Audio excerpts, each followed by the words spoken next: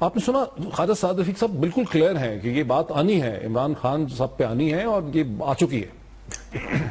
ایک تو خواجہ صاحب کی ایک بات تو آپ کو ماننا پڑے گی، جگت بڑی اچھی لگاتے ہیں. اچھی جگت ہے، جگت بڑی اچھی لگاتے ہیں. انہوں نے وہ بغلے جھانکنے والی جو بات کی، تو اسی طریقے سے کہ انہوں نے جگت کوئی کچھ چند ہفتے پہلے بھی لگائی تھی، جہاں پہ انہوں نے جج صاحبان کو دھمکی دی تھی اور انہوں نے جج صاحبان کو کہا تھا کہ یہ لوہے کے چنے ہیں، آپ سے چبائے نہیں جائیں گے.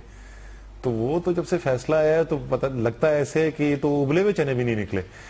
لیکن یہاں تو وہ سیریس لگ رہے ہیں. دیکھیں وہ یہاں تو وہ یہ کہہ رہے ہیں کہ دیکھیں بنیادی طور پہ پی ایم ایل این کے سورسز کیا کہہ رہے ہیں. وہ یہ کہہ رہے ہیں کہ capital F Z E B تو ایک ایسے ہی کمپنی تھی ڈسفنکشن سی جو بعد میں 2014 میں ختم ہو گئی. وزیر اعظم جو تھے انہوں نے کیا کر لیا اگر وہاں سے تنخواہ نہیں لی اپنے بیٹے سے، یہ کون سی کرپشن بنتی ہے. لیکن اس پہ وہ ڈسکوالیفائی ہو گئے ہیں. تو عمران خان صاحب کی بھی جو کمپنی ہے نیازی اینڈ کمپنی، اس کو انہوں نے 2002 کے جو اپنے گوشوارے ہیں یا 2014 میں انہوں نے اس کو ڈکلیئر نہیں کیا. اس پہ عمران خان کی ڈسکوالیفیکیشن بنتی ہے.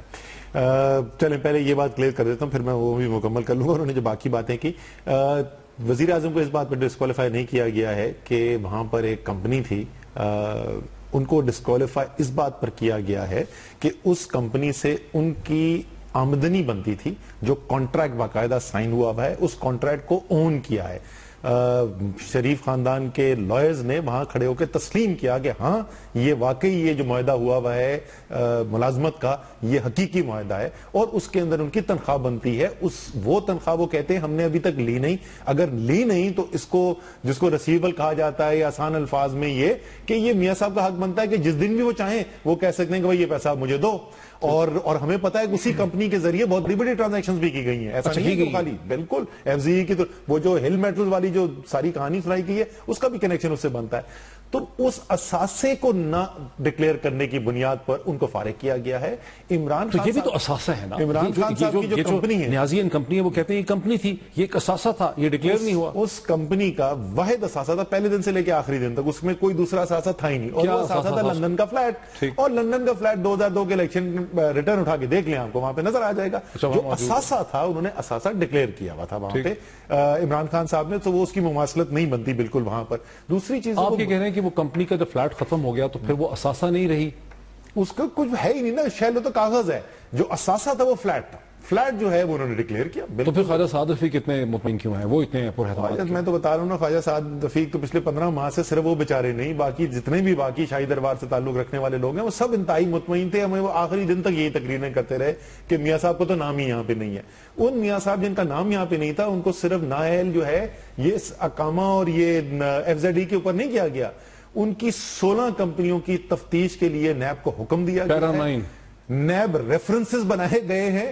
یار خدا کا خوف کریں، مطلب شرم حیا اس ملک کے اندر ختم ہو گئی ہے. ایک وزیر اعظم کے اوپر ایک نہیں متعدد NAB references supreme court Pakistan کی سب سے اعلیٰ عدالیت بنا کے بھیجتی ہے، اور یہ جو ہے وہ پریس کانفرنس کر کے کہہ رہے ہیں کہ دیکھو کرپشن کوئی نہیں کی ہمارے وزیر اعظم. کہہ رہے ہیں کہ پروو نہیں ہوا، پروو صرف ایف زیڈ ای کیپٹل ہی ہوا ہے، اور کیا پروو ہو گیا؟ وہ یہ کہہ رہے ہیں سر، وہ انہوں نے جو فیصلہ کیا ہے اس میں نااہلی جو کی ہے وہ نااہلی کی ہے اس بنیاد کے اوپر. اور یہ پہلے ایم این اے نہیں ہے جو نااہل کیے گئے. وہ جو کہہ رہے ہیں نا کوئی نئی بات ہوگی، یہ جو کہہ رہے ہیں اب صادق اور امین کا سفر شروع ہے، ایسے ایسے ایم این اے فارغ کیے گئے ہیں کہ مشترکہ جائیداد تھی بیوی کی تو وہ نہیں ڈکلیئر کی تو اس کے اوپر ان کو فارغ کر دیا گیا. ایک ایم این اے کو اس پہ فارغ کر دیا گیا کہ ایک جگہ جہاں انہوں نے اب اپنا ڈیرا بنا لیا ہے، وہ کسی وقت میں فیکٹری ہوتی تھی، اب ڈیرا ہے ان کا. انہوں نے کہا نہیں آپ نے یہ کیوں نہیں ڈسکلوز کیا تھا کہ یہ ایک وقت میں فیکٹری ہوتی تھی. ایم این اے فارغ ہو گیا، اسی سپریم کورٹ نے کیا. اچھا، جہانگیر خان ترین کیسے بچیں گے؟ چلے عمران خان تو شاید بچ ہی جائیں. میں جہانگیر خان ترین کی ابھی تک کی جو پروسیڈنگز آئی ہیں، اور جہانگیر خان ترین انسائڈر ٹریڈنگ کی انہوں نے اور مانا ہوا ہے، اور اس پہ آپ نے جواب سن لیا. چیف جسٹس آف پاکستان کا جواب، میرا جواب نہیں. چیف جسٹس آف پاکستان نے ان سے پوچھا کہ اچھا یہ بتائیں کہ اس میں غلط کیا ہوا ہے. سیکورٹی اینڈ ایکسچینج کمیشن نے سوال پوچھا، جہانگیر ترین نے کہا کہ آپ کو میرے اس ٹرانزیکشن کے اوپر شبہ ہے، آپ کے خیال میں غلط ہے، یہ لے میں پیسے جو بھی پیسے آپ کہہ رہے ہیں اس سے بنے ٹرانزیکشن سے میں آپ کے پاس جمع کرا دیتا ہوں. چیف جسٹس نے تو یہاں تک کہہ دیا کہ یہی تو صادق ہونا، اور کیا چیز ہوتا ہے، یہی تو صادق ہونا ہوتا ہے. تو وہاں پر تو گواہی ان کی چیف جسٹس فی الحال دے رہے ہیں. باقی بھی جو ان سے دستاویزات مانگی گئی ہیں جس طریقے سے عمران خان نے آپ لوگ امید ہے کہ آپ لوگ بچ جائیں گے 62 بالکل بچ جائیں گے. اور اگر ہم نے کوئی قانون توڑا ہے تو ہمیں ضرور سزا ہونی چاہیے معید. صرف اس لیے کہ ہمیں سزا نہ ہو پورے پاکستان کا جمہوری نظام معطل نہیں کیا جا سکتا. میاں نواز شریف کو بچانے کے لیے تمام پاکستان کے چوروں کے جرم کے اوپر پردہ نہیں ڈالا جا سکتا. وہ کہتے ہیں صادق اور امین اب چلے گا، بالکل چلنا چاہیے، وہ آئین کا حصہ ہے آپ کا. اور آخری بات جو انہوں نے کی تھی نا، صرف سیاستدان تک نہیں رکے گا، بالکل نہیں رکنا چاہیے. رکا ہوا کیوں ہے, کس کی وجہ سے؟